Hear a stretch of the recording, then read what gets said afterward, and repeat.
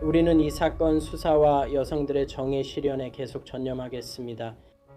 오리건주에서 연쇄살인 용의자가 구금 중이며 피해 여성 가족들이 그 이유의 큰 부분을 차지합니다. 우리가 거리에서 알게 된 것들은 정말 어둡고 충격적이었어요. 저는 다이애나 앨런 딸 체리티 페리의 제시리 카룬의 체포와 남은 의문에 대해 이야기합니다. 저는 안젤라 레비, 여기는 크라임 픽스입니다.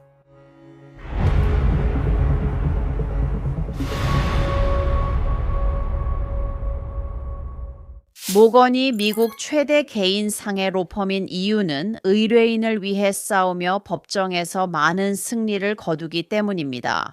이 로펌은 1,000명 넘는 변호사와 함께 250억 달러를 몇 달 만에 50만 명이 넘는 의뢰인을 위해 회수했습니다. 플로리다의 한 의뢰인은 보험사가 35만 달러만 제안했을 때 1,200만 달러를 받았고, 펜실베이니아에서는 또 다른 의뢰인이 2,600만 달러를 받았습니다. 그건 보험사 제안의 40배였습니다. 모건은 여러분의 정당한 권리를 쉽게 지켜줍니다. 휴대폰으로도 청구 가능하니 다치면 forthepeople.com/crimefix에서 시작하세요. 아래 링크를 클릭하거나 QR코드를 스캔하세요. 오리건 주의 감옥에 있는 한 남자가 있는데, 그가 살해한 혐의를 받고 있는 젊은 여성들의 가족들은 그가 연쇄 살인범이라고 믿고 있습니다. 2023년에 취약한 여성들을 노리는 남성이 거리를 배회한다는 두려움이 처음 제기됐습니다. 그 젊은 여성들의 가족들은 자체 조사를 시작했고, 곧 그중 한 명의 이야기를 들을 수 있습니다. 2023년 2월부터 6월 사이에 포틀랜드에서 방형 100마일 이내에서 6명의 여성 시신이 발견되었습니다. 크리스틴 스미스가 첫 희생자였고, 2023년 2월 19일 시신이 발견됐습니다. 조애나 스픽스도 살해됐습니다. 그녀의 시신은 2023년 4월 초에 발견되었습니다. 브리짓 웹스터는 3월 초 사라졌다가 4월 30일 시신으로 발견됐습니다. 또한 2023년 4월 말에 체리티 페리의 시신이 발견되었고, 그 후 애슐리 리얼의 시신이 5월에 발견되었습니다. 이 5 여성들은 가족들에게 사랑받았으며 모두 정신 건강 문제를 겪거나 중독으로 힘들어하는 등 취약한 상황에 있었습니다.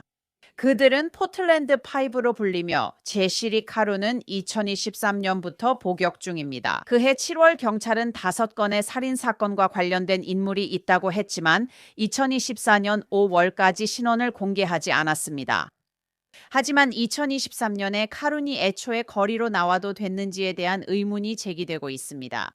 카룬은 절도와 도둑질로 유죄 판결을 받은 전과가 있었습니다. 카룬은 2019년 연형을 복역하다 2021년 감형받았습니다. 폭스 12 오리건에 따르면 카룬은 2020년 산불 시즌 교도소 소방관으로 일하며 모범을 보여 감형받았으나 2023년 다른 주지사에 의해 취소됐습니다. 카룬이 살인 사건의 용의자로 지목되었을 때 현재 카룬은 포틀랜드의 5명 중 4명을 살해한 혐의로 기소되어 있습니다. 여기 2025년에 열린 기자회견에서 지방검사 디스트릭트 애터니가 있습니다. 오늘 우리는 대배심이 2022년 11월 20일에 발생한 크리스틴 스미스 살인 사건과 관련하여 제시 카룬을 기소했다는 사실을 발표하기 위해 이 자리에 모였습니다. 아시다시피 카룬 씨는 이미 체리티 페리 살인 혐의로 기소됐습니다. 조아나 스픽스와 브리짓 웹스터는 2023년 3, 4월에 관련됐습니다. 이번 기소장에는 2급 살인과 2급 시신 훼손 혐의가 추가로 포함되었습니다. 지금 지방검사에 따르면 크리스틴 스미스는 제시리 카룬의 첫 번째 희생자였으며 2022년 11월 20일에 살해되었다고 합니다. 멜리사 씨가 기자회견에서 발언했습니다. 많은 분들이 아시겠지만 이 아이는 제 다른 딸 헤일리예요. 내내 제 곁을 지켜줬죠. 이 모든 악몽 같은 롤러코스터 같은 시간이었어요. 죄송해요. 감정이 벅차네요. 저는 강하게 버텼고 할 수 있는 모든 걸 하면서 제 딸을 구하려고 노력했어요. 그리고 그건 정말 알아내는 건 힘들었어요. 너무 늦었고 딸을 찾으려면 도움이 필요했어요. 그리고 저는 답을 얻고 싸우고 찾기 위해 할 수 있는 모든 것을 했어요. 그리고 제 가족이 아니었다면, 제 딸이 아니었다면 저는 그 어떤 것도 할 수 없었고 하루하루를 버틸 수도 없었을 거예요. 제 친구들이 없었다면, 친구들과 어디로 가는지 뭘 하는지 신경 안 쓰고 함께 다니며 전단지도 붙이고 여러 가지를 했어요. 여러분이 크리스틴을 잊지 않고 사랑과 응원을 보내주셔서 정말 감사합니다. 피해자 가족분들이 계속 곁을 지켜주셔서 감사합니다. 우리는 함께 수색했고 함께 싸웠으며 결코 포기하지 않았어요. 그리고 제시 카룬이 기소된 이후에도 여전히 제 곁을 지켜주셔서 감사해요. 소중한 세 분과 크리스틴은 없지만 오늘 당신은 저와 함께 계십니다. 멜리사 스미스는 딸 사건이 기소되지 않을까 두려워하는 게 느껴졌어요. 제가 그 사실을 알게 된 날로부터 길고 고통스러운 898일이 지났어요. 크리스틴 스미스 사망 소식을 들었고 2024년 5월 17일 작년에 경찰은 제시 카룬이 5명의 소녀 중 3명에 대해 기소된다고 발표했어요. 그날의 고통은 말로 표현할 수 없었어요. 크리스틴이 그 소녀들이 아니라는 사실, 그리고 다른 가족들과 함께 답을 얻게 되어 기뻤어요. 저는 매일 이 날이 저와 우리에게 오기를 기도했어요. 세 소녀에 대한 첫 번째 기소가 있은 지 445일이 지났어요. 445일 동안 다른 피해자 가족들과 여전히 싸우고 있어요. 저는 크리스틴의 정의 실현을 늘 희망했고 두 아빠를 믿어왔어요. 저는 한 번도 희망을 잃은 적이 없어요. 저도 답을 찾기 위해 싸웠어요. 저는 크리스틴이 잘할 때 항상 말했어요. 절대 포기하지 말라고요. 당신도요. 저도 절대 포기하지 않았어요. 그리고 앞으로도 절대 포기하지 않을 거예요. 이 사건을 포기하지 않고 저희 가족과 친구들, 5 여성분들을 기억해 주신 모든 분들께 진심으로 감사드립니다. 우리 가족 천사들 모두 너무 일찍 떠났어요. 포틀랜드 5는 영원히 기억될 거예요. 크리스틴 스미스는 22세에 살해당했습니다. 어머니는 페이스북에 4달간 딸을 찾다가 결국 딸이 살해된 사실을 알게 됐다고 썼습니다. 제시 카룬은 체리티 페리 살인 사건으로 기소된 적이 있어요. 조안나가 말했고 검사 브리짓 웹스터가 크리스틴 스미스 사망 관련 살인 혐의를 언급했어요. 카룬 씨 재기소는 이번 사건의 중요한 이정표입니다. 저희는 크리스틴 스미스의 가족이 이 모든 과정에서 보여준 강인함과 인내에 경의를 표하고 싶습니다. 크리스틴은 사망 시 22세였습니다. 그녀의 유해 발견 후 거의 2년 반이 흘렀습니다. 그리고 누군가가 기소될지 언제 그 일이 일어날지에 대한 불확실성이 가족에게 매우 힘든 일이었다는 것을 저희는 잘 알고 있습니다. 저희는 그분들의 신뢰와 인내에 감사드리며 영향을 받은 다른 모든 가족들의 신뢰와 인내에도 감사드립니다. 분명히 말씀드리고 싶은 것은 우리 앞에는 아직도 아주 긴 길이 남아있다는 점입니다. 재판은 현재 2027년에 열릴 것으로 예상되며 그때까지 우리가 해야 할 일이 많이 남아있습니다. 우리는 조사를 계속하며 여성들에게 정의가 실현되도록 노력하겠습니다. 시간 내주셔서 감사합니다. 2027년은 크리스틴, 조안나, 체리티, 브리짓 가족에게 영원처럼 느껴질 것입니다. 우리 모두 알다시피 제시 카룬은 이미 구금되어 있고 꽤 오랜 시간 동안 그랬습니다. 조사가 진행 중이기 때문에 구체적인 세부 사항을 공유할 수는 없습니다. 우리 형사들은 진실을 밝히려 처음부터 헌신해 왔습니다. 지난 2년 반 동안 이 사건은 끊임없는 노력과 수많은 시간, 그리고 변함없는 헌신을 요구해 왔습니다. 우리 수사관들은 모든 단서를 추적하고 증거를 재조사하며 사실이 이끄는 곳을 따랐습니다. 그리고 우리의 일은 아직 끝나지 않았습니다. 하지만 애슐리 리알 살인 사건의 기소 여부는 여전히 불확실합니다. 이 사건에서는 아무도 기소되지 않았습니다. 그 사건은 우리에게 매우 중요한 사건이라고만 말씀드릴 수 있습니다. 현재 수사가 진행 중인 사건입니다. 우리는 그 사건을 계속 수사하면서 클라카마스 카운티 지방 검사실과 클라카마스 카운티 보안관실과 계속 협력하고 있습니다. 다이애나 앨런을 초대하고 싶습니다. 그분은 체리티 페리의 어머니이시고 딸의 죽음에 대한 답을 오랫동안 기다려 오셨습니다. 다이애나 씨 대화해 주셔서 감사합니다. 우선 요즘 어떻게 지내고 계세요? 매 순간 매일 다릅니다. 처음보다는 훨씬 나아졌지만 여전히 오락가락하는 것 같아요. 처음에는 많은 의료 문제가 생겼고 다른 가족들도 그런 어려움을 많이 겪었다는 걸 알아요. 딸을 잃은 슬픔과 상실감을 겪으면서 네, 그리고 사랑하는 사람을 잃는 건 정말 큰 충격인데 특히 그게 내 자식일 때는 더 그래요. 하지만 그 다음에는 우리가 거리에서 겪으면서 배운 것들은 정말 어둡고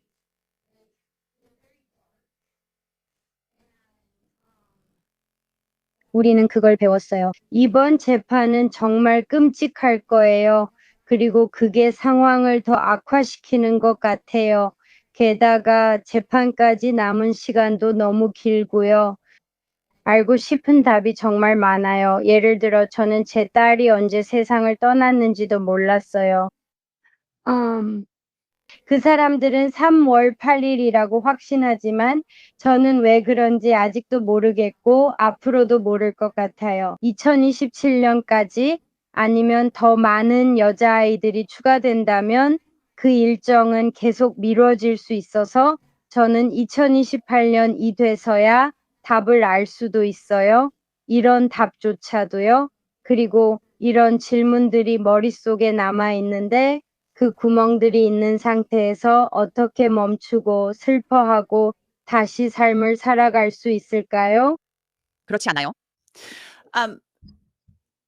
3월 8일 날짜에 대해 확실하게 말해줄 수 없는 건가요?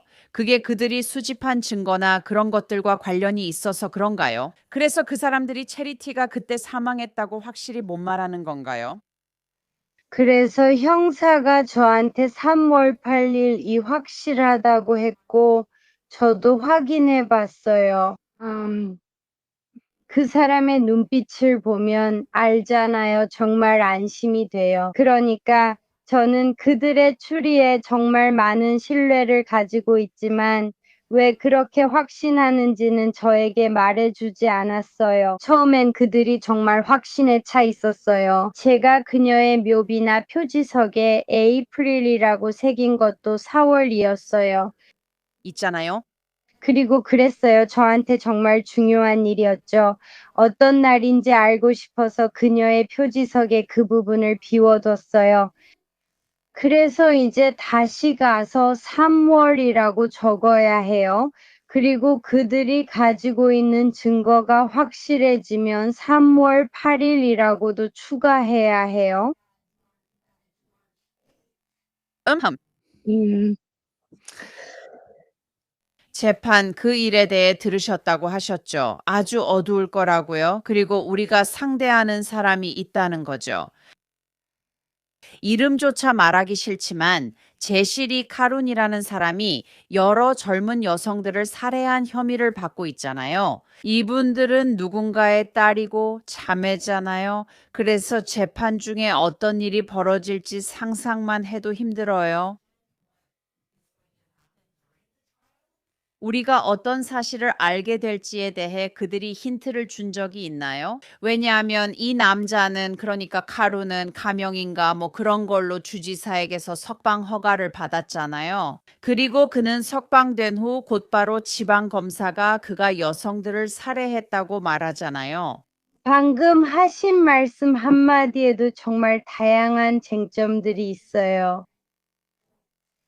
그러니까 첫 번째로 그들은 세 달을 막아야 했어요. 그들은 재판이 3달 걸릴 거라고 가정했고 2027년 2월에 시작해야 한다고 했어요. 이제 크리스틴이 기소 명단에 추가되면서 그게 몇 달 더 미뤄질 거라고 우리에게 알려줬어요.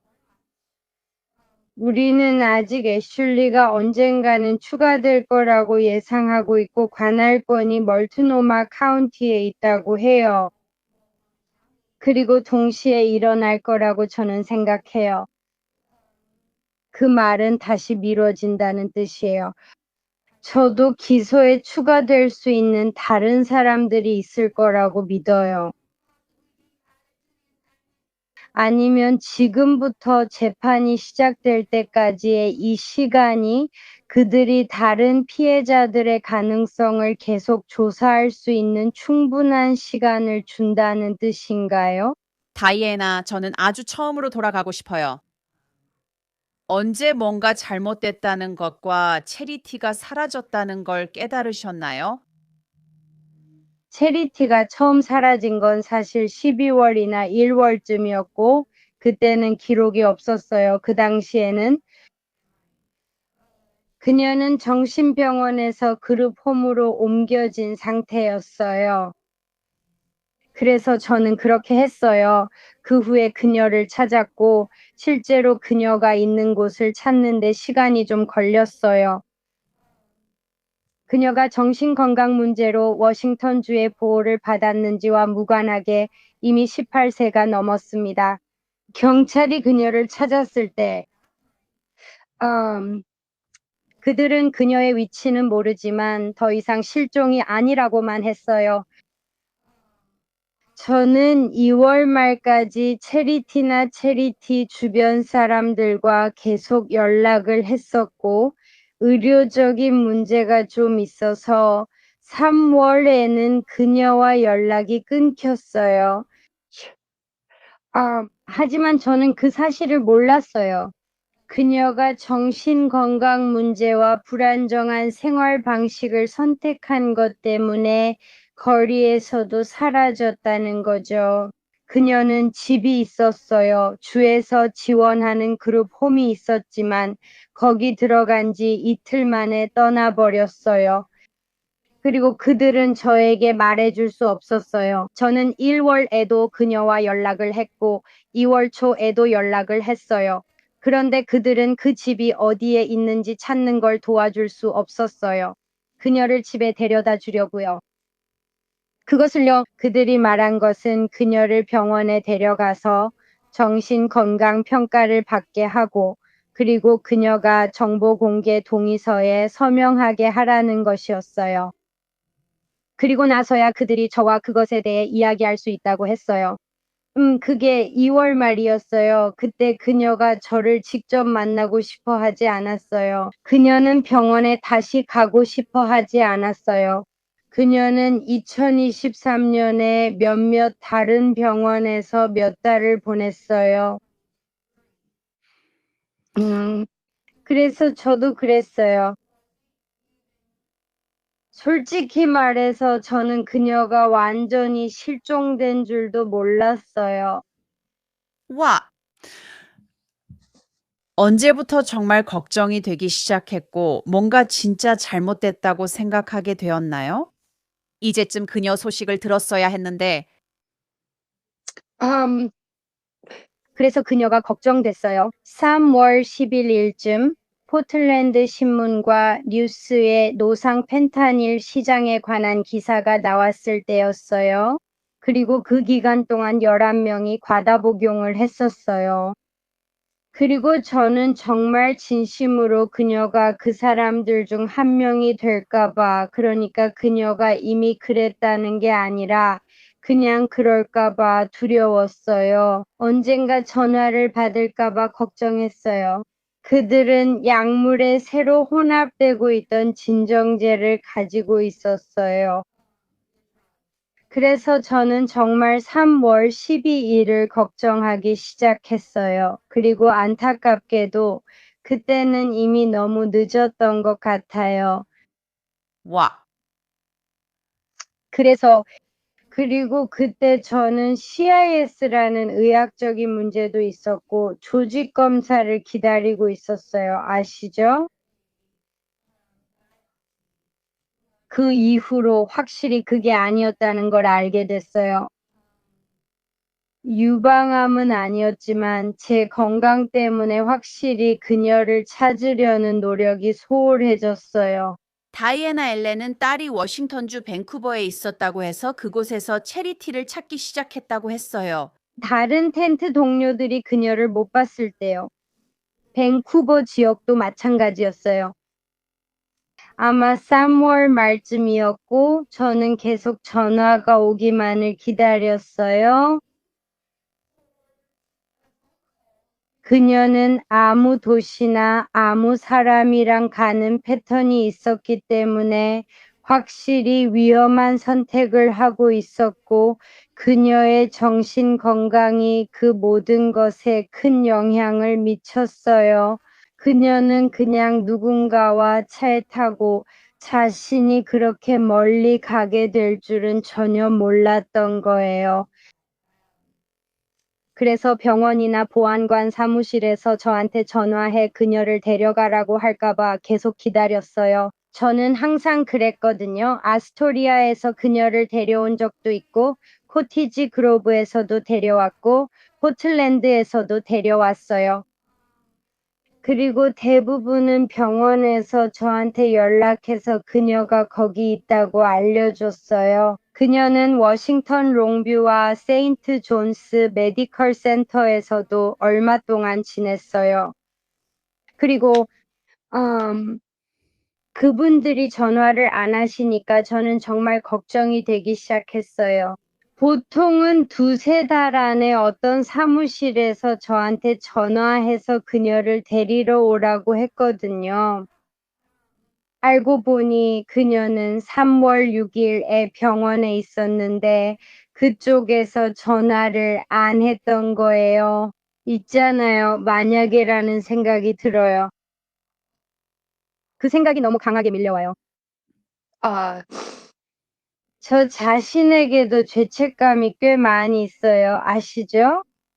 그리고 예전처럼 그날 저한테 그냥 전화만 했더라면 제가 그녀를 데리러 갔을 거예요. 이틀 뒤에 그녀가 살해당했다는 사실을 알게 되지 않았을 텐데요.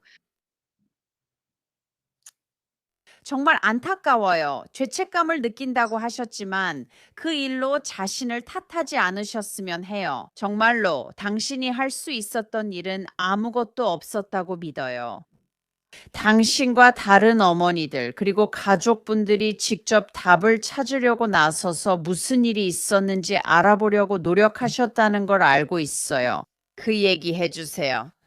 그래서 저는 4월 26일에 딸의 시신을 찾았다는 전화를 받았어요.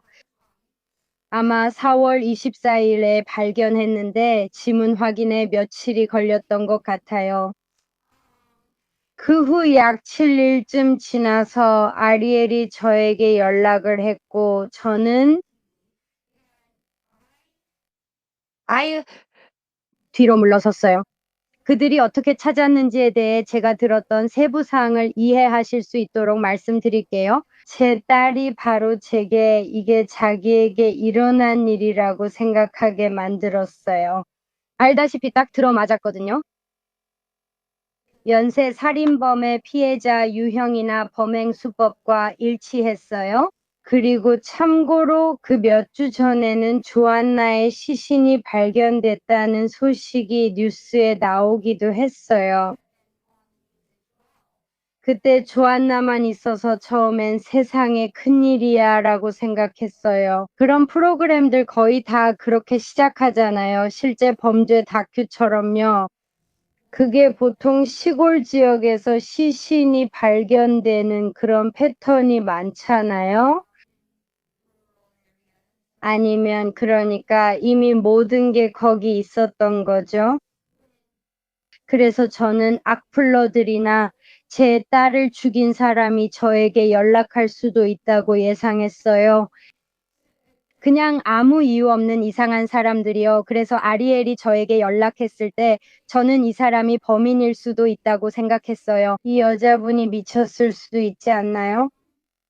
그리고 그녀는 형사들이 워싱턴으로 올 거라고 말했어요.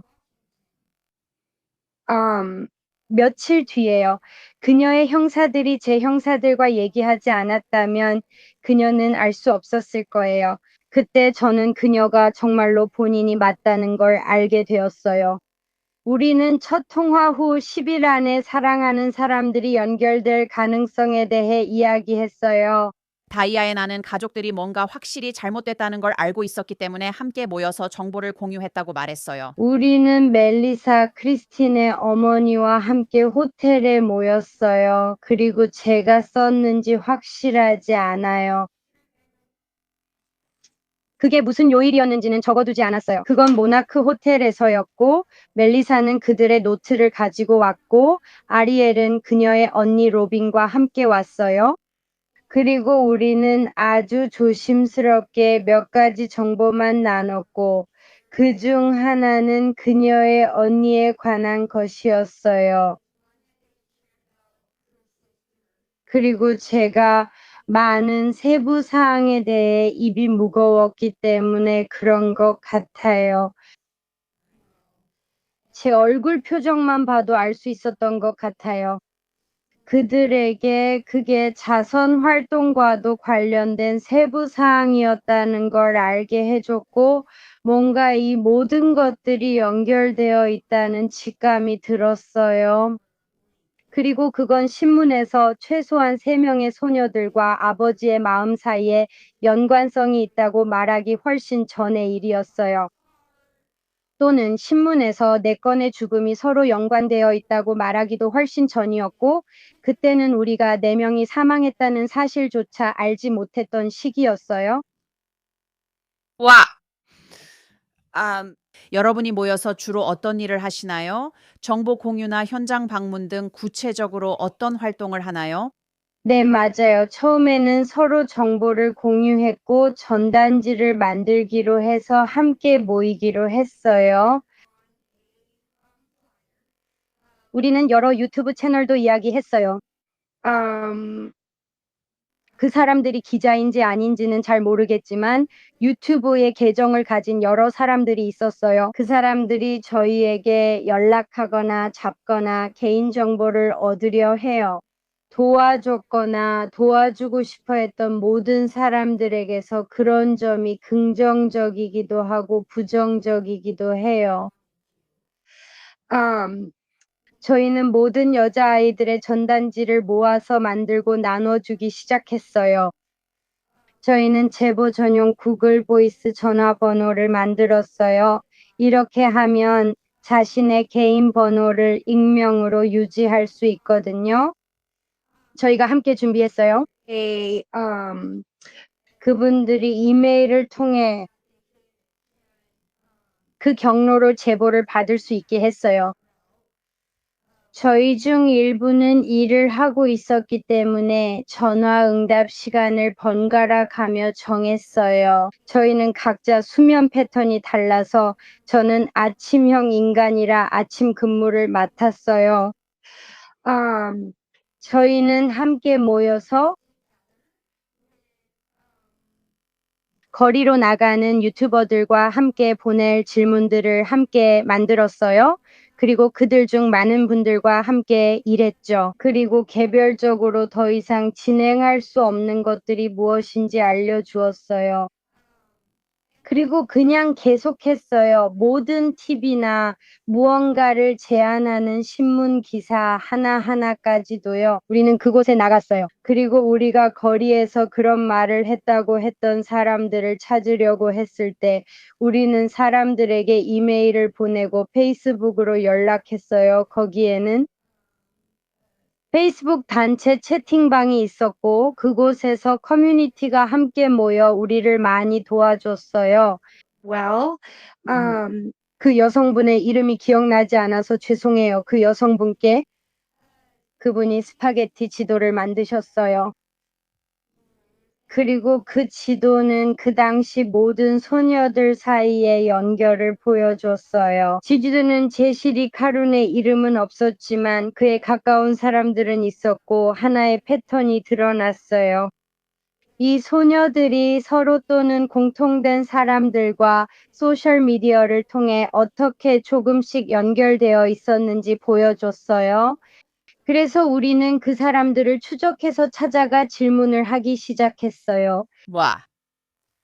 그럼 제시리 카루는 어떻게 이 사건에 연관되게 된 거예요? 애슐리까지 연루되었을 때 형사들은 바로 의심했을 거라고 생각해요.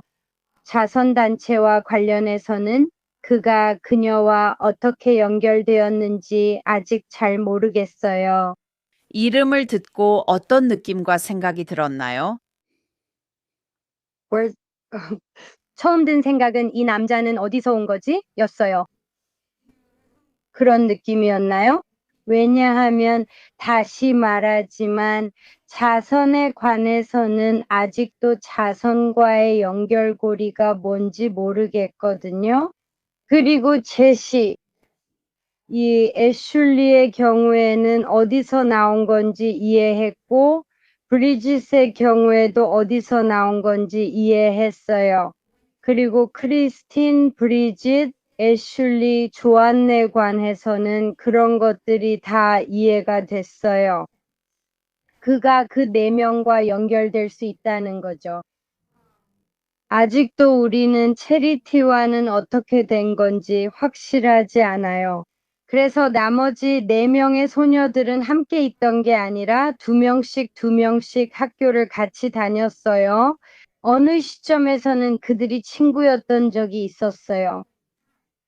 그래서 그들 중 한 명이 서로를 안다면 두 번째 친구도 그들을 아는 게 당연했고, 게다가 그들이 마지막으로 그 장소에 있었어요. 저는 체리티가 밴쿠버에 있었던 걸 알았어요. 저는 안 했을 거예요.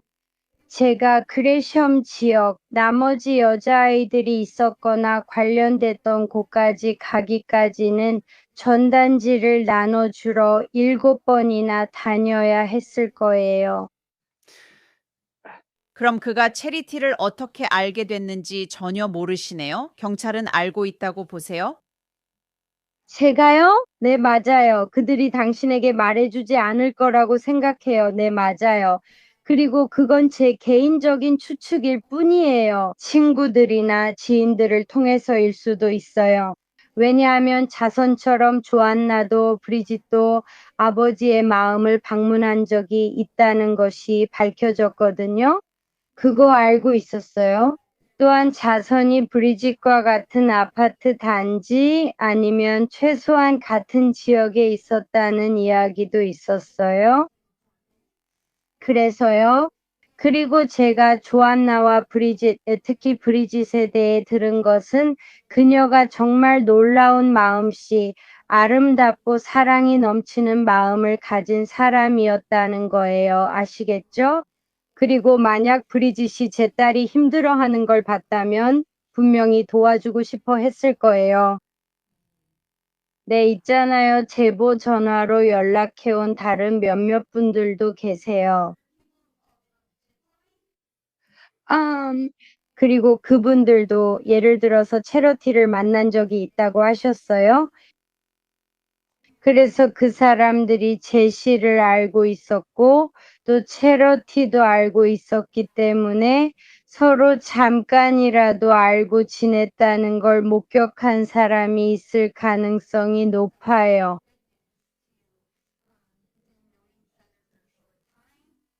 아니면 제 딸의 정신 건강 때문에 세상이 얼마나 험하다는 걸 알면서도 저를 닮아서 그걸 잠시 잊었던 것 같아요. 사람들 자체가 내 앞에 있는 사람이 얼마나 어두울 수 있는지 그런 얘기를 가끔 듣곤 해요. 제시도 굉장히 말 잘하고 친근한 사람이었어요. 알잖아요. 그리고 사실 그녀는 길에서 만난 그냥 낯선 사람이었을지도 몰라요. 그는 귀엽고 음식과 잠자리, 마약을 제공했죠. 알잖아요. 그리고 그것도 사실이에요. 페리는 힘든 시기를 겪었지만 어머니는 그녀가 착한 사람이었다고 했어요. 저는 어머니께 사람들이 페리에 대해 더 알았으면 하는 점을 물었습니다. 내 인생에서 가장 좋아하는 것, 내 인생 전체에서 내가 이룬 가장 큰 성취였어요. 내가 이곳이 내 자리라는 걸 처음으로 느꼈던 순간은 엄마가 되었을 때였어요. 그리고 그녀가 저에게 그걸 줬어요. 자선 활동을 위해서요. 그녀에게는 이렇게 아름다운 면이 있었어요. KT가 지진을 겪었을 때요. 그녀는 큰 충격을 받았어요. 학교에서 그걸 보여줬기 때문에 KT가 학교 전체를 동전 모으기 운동에 참여하게 했어요. 그리고 그건 숙제가 아니었고 그냥 그들이 했던 일이었어요.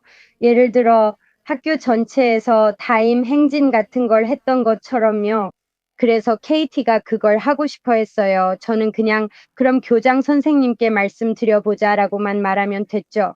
알겠죠? 그리고 KT는 그걸 해냈고 또 동물보호단체를 위해 대규모 음식 기부 행사도 했어요.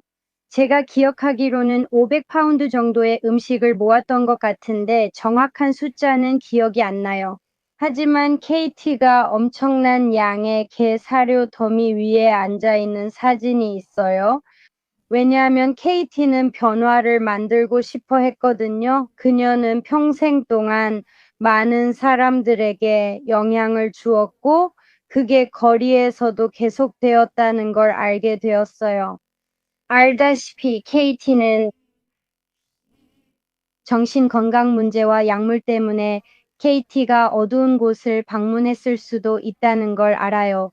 때로는 그녀가 약물을 선택했고, 그럴 때에도 그녀는 온전한 정신이었어요.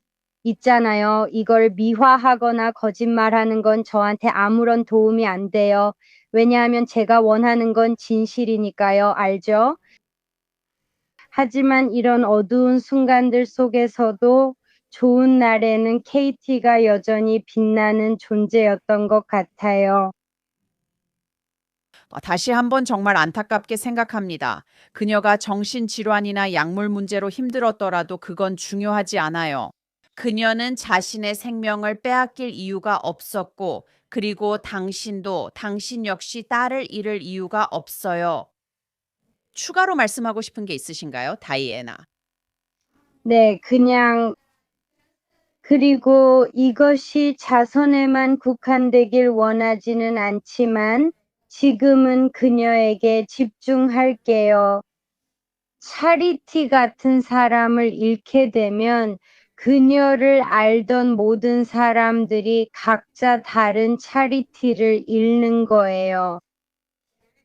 그러니까 사람들이 마음속에 떠올리는 모습은 항상 힘들어하던 24살의 그녀만은 아니에요. 그리고 거리에서 제 사촌은 그녀를 생각할 때마다 눈을 감을 때마다 처음 만났던 순간을 떠올려요. 알다시피 그녀는 병원에서 아주 작은 아기였어요. 있잖아요. 그녀가 찾는 사람, 잃어버린 사람이 바로 그 아이예요. 또 어떤 이들에겐 초등학교 1학년 때의 그 아이죠. 이 여성들의 상실은 과거부터 현재까지 모든 사람들에게 영향을 미치고 있어요.